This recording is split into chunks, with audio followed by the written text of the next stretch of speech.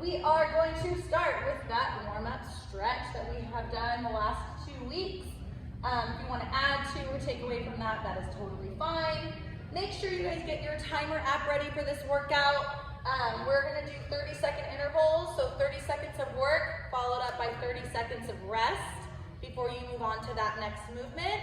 I want max effort during these 30 seconds, okay? So 1, 2, 3, 4, we have 5 movements here. After you complete all 5 movements, I want you to rest for an additional minute so you get nice and recovered, so that way you can give me that max effort each time. And you're gonna repeat that 3 to 4 rounds, just depending on your fitness ability and how long this is taking you. If you're a beginner and you need maybe a little bit more than 1 minute of rest, you need 2 to 3, totally fine.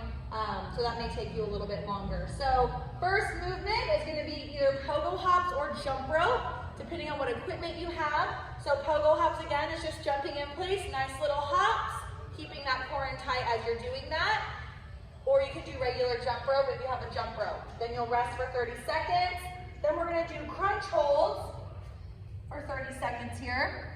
So you're gonna lay it back, hands behind the head. You're gonna crunch just halfway up here, just so those shoulder blades get off of the ground. And you're gonna squeeze and then back down. Squeeze. That's about how fast you should be moving during those 30 seconds because I want you holding that squeeze there. Then you'll rest for 30 seconds. Then we have squat jumps. I don't need you doing a full squat on these. Just a little quarter squat is good. Use your hands as kind of like your guide. Feet nice and wide, hands to the ground, and then up. Okay? Squat jumps for 30 seconds. 30 seconds rest. Then we're gonna go into 30 seconds of shoulder taps. Feet nice and squared out right where the hands go. Try not to open up your hips. Try to keep those nice and straight.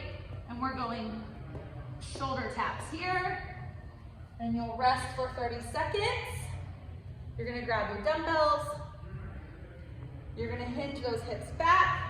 And you're gonna squeeze at the top.